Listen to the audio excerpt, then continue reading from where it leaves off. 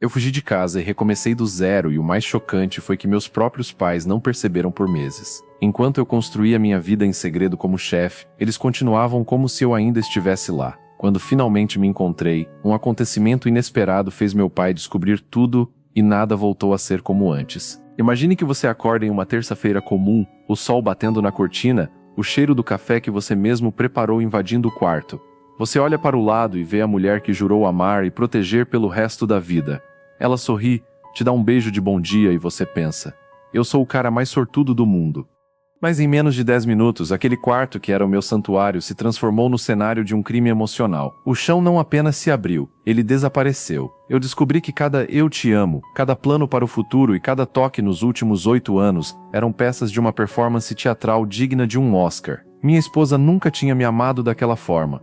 Ela estava indo embora para viver uma liberdade, que eu nem sabia que ela desejava, nos braços de alguém que eu chamava de amiga. Mas escuta bem o que eu vou te falar. O divórcio nem foi a pior parte. O verdadeiro horror começou meses depois, quando ela bateu na minha porta com uma advogada e uma proposta que faz o sangue de qualquer pai virar gelo. Ela e a nova esposa queriam que eu assinasse um papel abrindo mão do meu próprio filho, o pequeno Léo, para que elas pudessem completar o álbum de fotos perfeito da nova vida delas. Elas não queriam apenas a guarda, elas queriam me deletar da existência dele. A gente cresce ouvindo que conhece as pessoas, mas a verdade é que a gente só conhece a versão que elas escolhem nos mostrar. A Júlia era o meu norte. Quando Léo nasceu, há 5 anos, eu senti que finalmente tinha uma raiz no mundo. Eu me lembro de cada detalhe daquele dia, o cheiro do hospital, o peso dele no meu braço, e a promessa silenciosa que fiz de que ele nunca passaria pelas dificuldades que eu passei. Eu trabalhava em 2 empregos, voltava para casa com as costas moídas, mas nada me impedia de subir aquelas escadas correndo para dar o banho dele, para ler a história do pirata e o tesouro pela 100ª vez, ou para apenas ficar ali, ouvindo a respiração dele antes de dormir. Eu era o pai presente, o pai que fazia as panquecas de dinossauro no domingo, o pai que estava em todas as reuniões de escola. E a Júlia? Ela era a peça que encaixava, ou era o que eu acreditava. Minha mãe, Sandra, era a auditora do regime. Ela não gritava, o que era pior. Ela usava um tom de voz calmo e decepcionado que corroía a minha autoestima como ácido.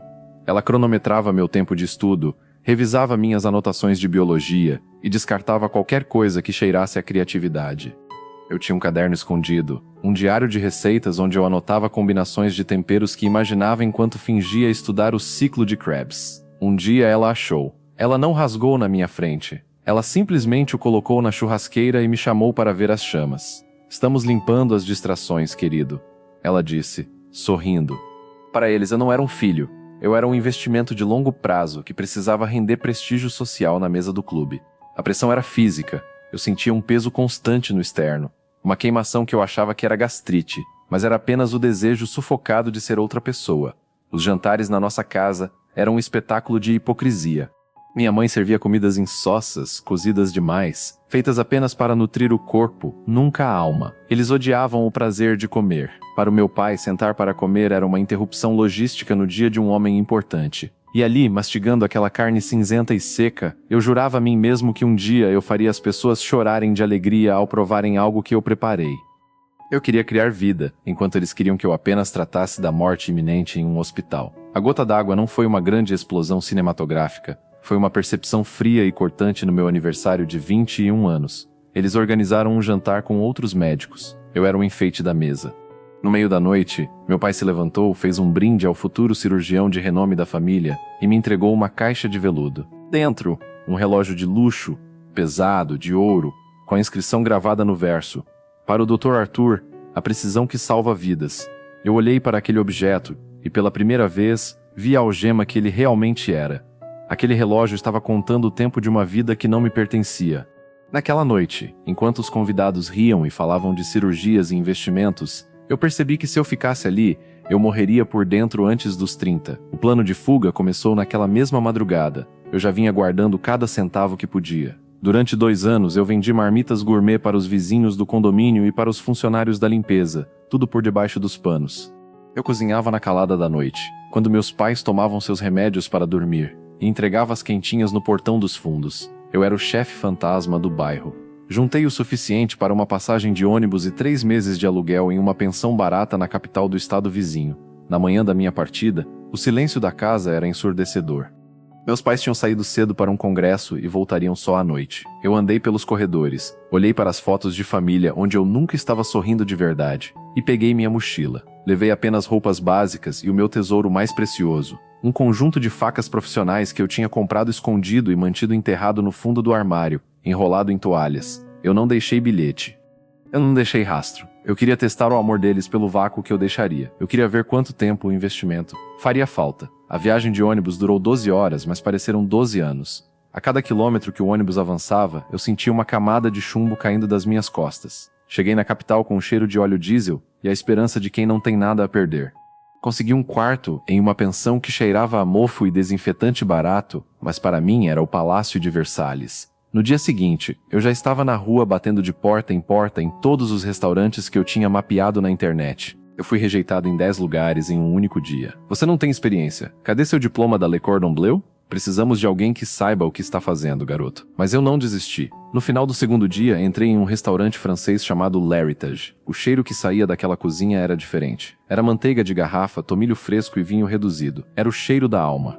O chefe principal era um homem ríspido chamado Laurent, um francês radicado no Brasil que tinha fama de expulsar estagiários aos prantos em menos de uma hora. Eu não preciso de cozinheiro, preciso de um animal de carga, ele me disse, sem nem olhar na minha cara, enquanto limpava um linguado com uma precisão cirúrgica que faria meu pai ter inveja. Eu sou o seu animal de carga, chefe, respondi, sem piscar. Ele parou, me olhou de cima a baixo, viu minhas mãos que ele reconheceu como mãos de quem já segurou uma faca antes, e apontou para uma montanha de 50 quilos de batatas e um saco de cebolas. Descasque tudo. Tamanho uniforme. Se uma estiver errada, você vai embora sem receber. Passei as próximas 6 horas fazendo apenas aquilo. Meus dedos começaram a latejar, as costas queimavam, mas eu estava em transe. Eu não estava apenas descascando batatas, eu estava descascando a pele do Dr. Arthur e revelando quem eu realmente era. Laurent passou por mim no final do turno, olhou para as batatas perfeitamente torneadas e apenas resmungou um amanhã, às 6. Eu tinha conseguido. Enquanto isso, o experimento social mais doloroso da minha vida estava em curso. Eu olhava para o meu celular de hora em hora. Nada. Nenhuma ligação perdida. Nenhuma mensagem no WhatsApp perguntando onde eu estava. No segundo dia, vi que minha mãe postou uma foto de um arranjo de flores novo na sala. No terceiro dia, meu pai postou sobre um artigo que publicou. Eles nem sequer tinham entrado no meu quarto. A percepção começou a doer. Eu era tão irrelevante na rotina deles que a minha ausência física era apenas um detalhe que eles ainda não tinham processado. Ou pior, talvez eles estivessem gostando da paz. O primeiro mês no L'Héritage foi um batismo de fogo e sangue. Eu era o último na hierarquia.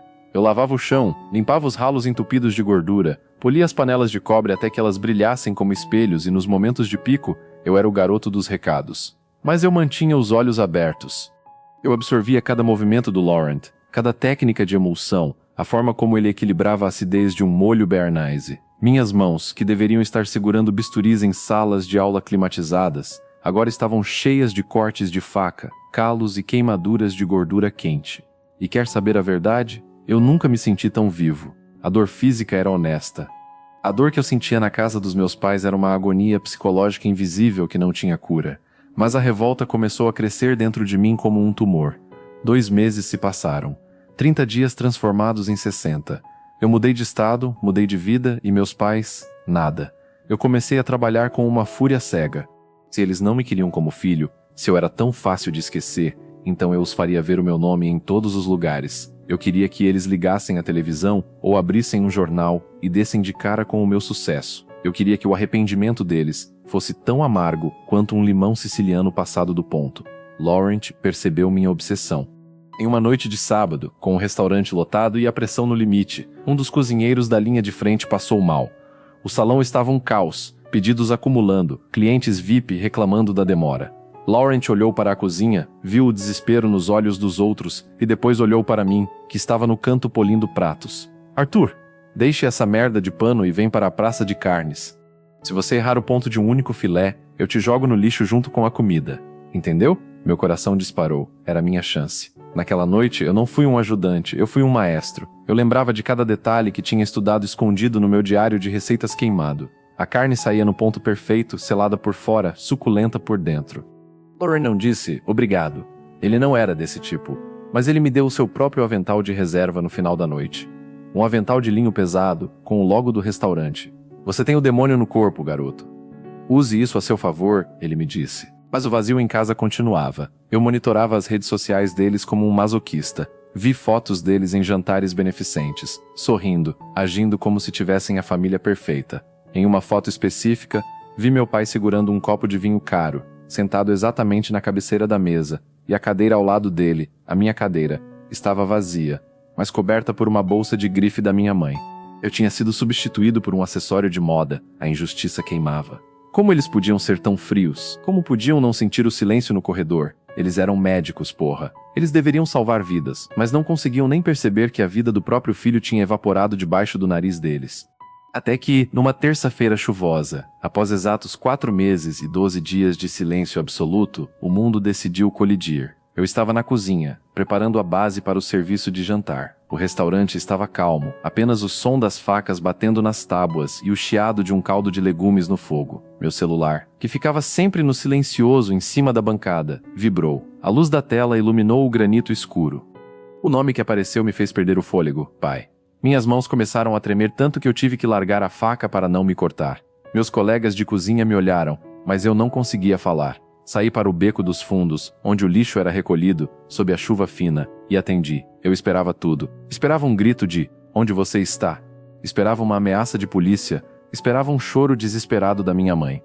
Eu estava preparado para a guerra, mas o que veio foi o golpe mais baixo que eu já recebi na vida. Arthur? A voz do meu pai veio fria, monótona, sem um pingo de urgência ou saudade. Era a mesma voz que ele usava para pedir um relatório de exames. Preciso que você passe na farmácia antes de vir para casa. Sua mãe está com uma enxaqueca forte e o remédio dela acabou.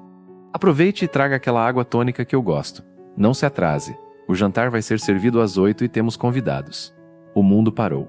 O barulho da chuva sumiu. O som dos carros na avenida desapareceu. Só existia aquela frase ecoando no meu cérebro antes de vir para casa. Ele não sabia. Ele genuinamente não sabia que eu não estava lá. Por 4 meses, eles viveram naquela casa imensa, cruzaram o meu corredor, passaram pela porta do meu quarto, e na cabeça deles, eu era apenas um fantasma silencioso que ainda orbitava a vida deles.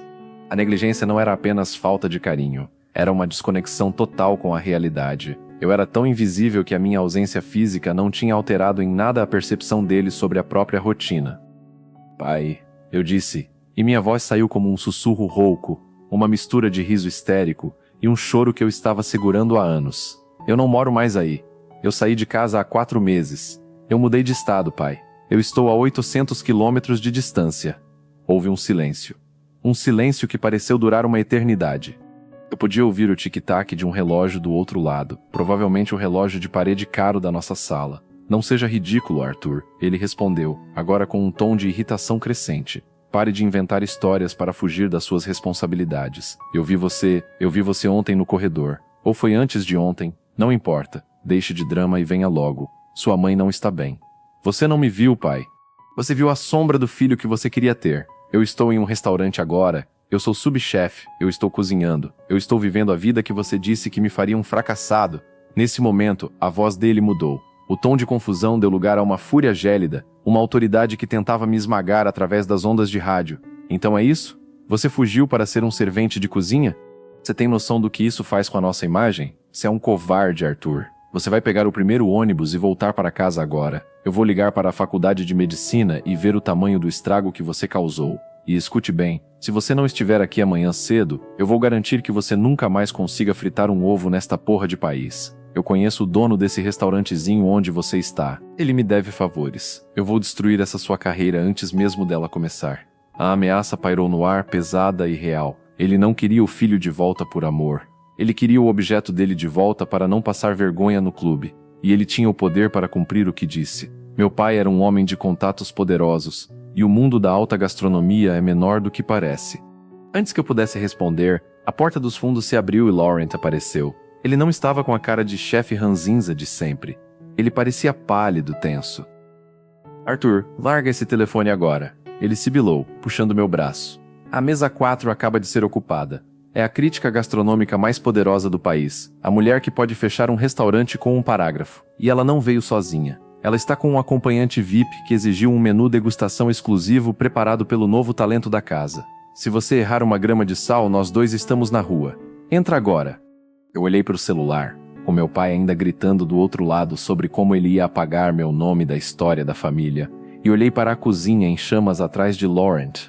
Era o momento da minha vida. Tudo o que eu sofri, todo o silêncio, toda a injustiça, tudo convergia para aquele prato. Eu desliguei o telefone na cara do meu pai. Entrei na cozinha, limpei o suor e a chuva do rosto e olhei pelo vidro do PES. Meu coração parou. Sentada na mesa 4, ao lado da crítica, estava a pessoa que eu menos esperava ver naquele lugar. Alguém que conhecia todos os meus segredos e que poderia, com uma única palavra, revelar que eu era um impostor. A pessoa sentada na mesa 4, ao lado da crítica gastronômica mais temida do país, era ninguém menos que o Dr. Ricardo, o maior rival do meu pai e o homem que ele mais odiava na medicina. Eles competiam por cargos, por prestígio e por espaço nos jornais há 30 anos. Ver o Ricardo ali, naquele momento, era como se o destino estivesse esfregando na minha cara que eu nunca fugiria daquela sombra. Se ele me reconhecesse, se ele soubesse que o filho do grande Dr. Henrique estava ali, de avental sujo, servindo mesas em vez de operar corações, a humilhação para o meu pai seria pública. E o meu pai... Bom, ele cumpriria a promessa de me destruir antes do amanhecer só para calar a boca do rival. Arthur, o que você está esperando? O chefe Laurent rugiu no meu ouvido, me trazendo de volta para o inferno da cozinha. O primeiro prato. Agora. É um vite-sós desconstruído. Se a temperatura não estiver milimetricamente correta, você morre hoje. Eu respirei fundo. O ar da cozinha estava denso, saturado com o cheiro de manteiga queimada e a eletricidade da tensão. Minhas mãos, que segundos antes tremiam por causa da voz do meu pai no telefone, subitamente ficaram firmes. Foi uma epifania gelada. Eu passei 21 anos sendo moldado para a precisão. Meu pai queria um cirurgião? Pois ele teria um. Mas o meu bisturi era uma faca global de aço japonês. E o meu campo cirúrgico era aquele prato de porcelana branca. Eu comecei a montar o prato com uma velocidade que assustou o Laurent. Cada gota de azeite de trufas era colocada com a exatidão de uma sutura. Enquanto eu trabalhava, o telefone no meu bolso não parava de vibrar. Era ele, ligando de novo. E de novo. Mensagens começaram a chegar, eu conseguia sentir o celular queimando na minha coxa. Atenda agora. Você não sabe com quem está brincando. Eu já descobri quem é o seu patrão. Eu ignorei. Pela primeira vez na vida, a voz dele era apenas um ruído de fundo, como o exaustor da cozinha. O serviço avançava como uma sinfonia de guerra. O primeiro prato foi um sucesso. O segundo, um foie gras com redução de jabuticaba, uma ousadia minha que o Laurent deixou passar, fez a crítica fechar os olhos por 5 segundos. Eu observava pelo vidro. O Dr. Ricardo parecia impressionado, mas ele olhava para a cozinha com uma curiosidade perigosa. Ele sabia que aquele sabor não vinha de um amador. Ele estava tentando ver quem era o novo talento de quem todos falavam. Foi no prato principal, um confit de canard com mel silvestre, que o desastre aconteceu. O som de um vidro quebrando ecoou pelo restaurante. Um dos garçons novos, nervoso com a presença da crítica, tinha derrubado uma bandeja de cristais bem ao lado da mesa 4. O pânico se instalou. Laurent começou a praguejar em francês. O salão ficou em silêncio e a crítica franziu o senho. O clima de perfeição tinha sido quebrado. O Dr. Ricardo se levantou, incomodado com a confusão, e caminhou em direção ao pés da cozinha para pedir um guardanapo ou talvez para reclamar. Eu não tive tempo de me esconder. Nossos olhos se cruzaram através do vidro. Eu vi o exato momento em que o reconhecimento atingiu o rosto dele. As sobrancelhas se ergueram, a boca se abriu em um "o" de descrença. Arthur, ele sussurrou, alto o suficiente para eu ouvir através da abertura. O que você está fazendo aqui? Seu pai me disse que você estava em um intercâmbio em Harvard. O silêncio na cozinha ficou absoluto. Lauren parou. Os outros cozinheiros pararam. A crítica gastronômica, percebendo o drama, inclinou o corpo para a frente, faminta por uma história melhor do que a comida. Meu pai mentiu. Eu disse, minha voz saindo clara e firme, ecoando por cima do som das panelas. Eu nunca fui para Harvard. Eu estou aqui há 4 meses, lavando o chão e aprendendo a ser o que eu realmente sou. Eu sou o subchefe deste restaurante, Dr. Ricardo. E se o senhor se sentar, eu vou terminar de servir o melhor jantar da sua vida. O Dr. Ricardo deu um sorriso de canto, um sorriso que eu não consegui decifrar. Ele voltou para a mesa e sussurrou algo no ouvido da crítica. Eu gelei. Pensei, é agora. Ele vai contar quem eu sou, ela vai escrever sobre o filho rebelde do médico, e meu pai vai usar isso para me enterrar. A injustiça de ser um peão no jogo de 2 homens velhos e egoístas quase me fez largar o avental ali mesmo. Eu senti uma vontade avassaladora de sumir. Mas aí eu lembrei do gosto daquela carne cinzenta que minha mãe servia. Lembrei do caderno de receitas queimando na churrasqueira. Lembrei do relógio de ouro que era uma algema. Laurent, Eu disse olhando para o meu mentor. Confia em mim? Ele me olhou com aqueles olhos de quem já viu tudo. Não me faça parecer um idiota, garoto. Eu mudei o menu na última hora. Preparei uma sobremesa que não estava no roteiro. Era algo que eu tinha criado nas madrugadas solitárias da pensão. Uma releitura de um doce de infância que minha avó, a única pessoa que cozinhava com amor naquela família antes de morrer, fazia para mim escondido. Eram 1000 folhas de rabanada com especiarias e uma espuma de queijo Minas. Era o sabor da minha rebeldia. Era o sabor da minha liberdade. Quando o prato chegou à mesa, eu saí da cozinha. Eu fui até lá. Eu precisava olhar nos olhos deles. A crítica deu a primeira colherada. Ela ficou em silêncio por 1 minuto inteiro. O restaurante parecia ter parado de respirar. Então, ela pegou o guardanapo, limpou os lábios e disse: "Este prato não tem técnica francesa, Arthur. Este prato tem memória. É a coisa mais corajosa que eu comi em anos." O Dr. Ricardo se levantou. Eu me encolhi, esperando o sarcasmo, mas ele estendeu a mão para mim.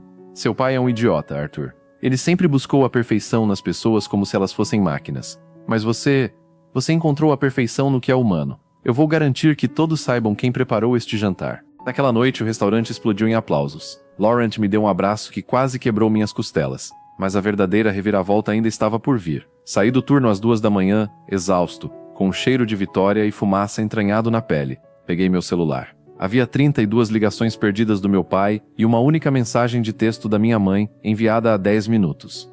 "Seu pai sofreu um infarto há 2 horas. Ele está no hospital. Ele não para de chamar seu nome. Por favor, Arthur, venha para casa." O chão sumiu debaixo dos meus pés. A ironia era cruel demais. No momento em que eu finalmente me libertei, o homem que me prendeu estava morrendo. Peguei o primeiro voo de volta, a mente um turbilhão de culpa e raiva. Quando entrei no quarto do hospital, o cheiro de antisséptico me atingiu como um soco. Meu pai estava lá, pálido, ligado a aparelhos que ele mesmo costumava operar. Ele parecia pequeno. O gigante que me assombrava tinha diminuído. Minha mãe estava no canto, chorando silenciosamente. Ele abriu os olhos quando me viu. Eu esperava uma última ordem, uma última ameaça. Mas ele apenas apontou para a bandeja de comida do hospital ao lado da cama. Uma sopa rala, sem cor, sem vida. "Arthur", ele sussurrou, a voz fraca, quase inaudível. Eu passei a vida toda dizendo para as pessoas como viver para não morrer, mas eu nunca soube o que era viver de verdade. Aquela sopa, ela é terrível. Ele deu um sorriso triste, o primeiro sorriso sincero que eu vi em 20 anos. O Ricardo me mandou a crítica do jornal pelo celular. Ele disse que eu perdi o melhor cirurgião do mundo, mas que o mundo ganhou algo muito mais raro. Eu não entendi na hora. Mas agora, olhando para essa sopa, eu entendo. Eu sinto muito por não ter notado que você tinha ido embora. Eu estava ocupado demais tentando garantir que você nunca saísse do lugar. Ali, naquele quarto frio, a tensão que eu carregava desde a infância finalmente se dissolveu. Não houve um perdão cinematográfico, não houve um "eu te amo" milagroso. Houve apenas a verdade de que o sucesso não se mede pelo prestígio que você acumula, mas pela vida que você cria a partir do que ama. Meu pai sobreviveu, mas ele nunca mais foi o mesmo. Ele se aposentou. Hoje, eu tenho meu próprio restaurante na capital. O nome é O Fantasma. No centro do salão, em uma redoma de vidro, está aquele relógio de ouro que ele me deu no meu aniversário de 21 anos. Ele ainda funciona, marcando cada segundo. Mas agora, o tempo que ele conta é o meu. A maior lição que eu aprendi nessa jornada não foi sobre temperos ou pontos de carne. Foi sobre o silêncio. Às vezes as pessoas que mais amamos não nos notam não porque somos invisíveis, mas porque elas estão cegas pelo que projetam em nós. Para ser visto de verdade, às vezes você precisa sumir. Você precisa atravessar o seu próprio deserto, carregar suas próprias facas e queimar as pontes que te prendem a um futuro que não é seu. Hoje, quando meu telefone toca e eu vejo o nome do meu pai na tela, eu atendo com um sorriso. Porque eu sei que desta vez, ele não está ligando para um robô. Ele está ligando para o filho que ele finalmente aprendeu a conhecer. E a primeira coisa que ele pergunta sempre é: "O que tem no menu hoje, chefe?" A vida é curta demais para comer sopa sem cor. E é curta demais para viver uma história escrita por outra pessoa. Se você sente que é invisível hoje, talvez seja apenas porque você ainda não começou a brilhar com a sua própria luz. Acenda o fogo. O mundo está faminto pelo que só você pode cozinhar. Gostou do vídeo? Deixe o like, se inscreva no canal e ative o sininho.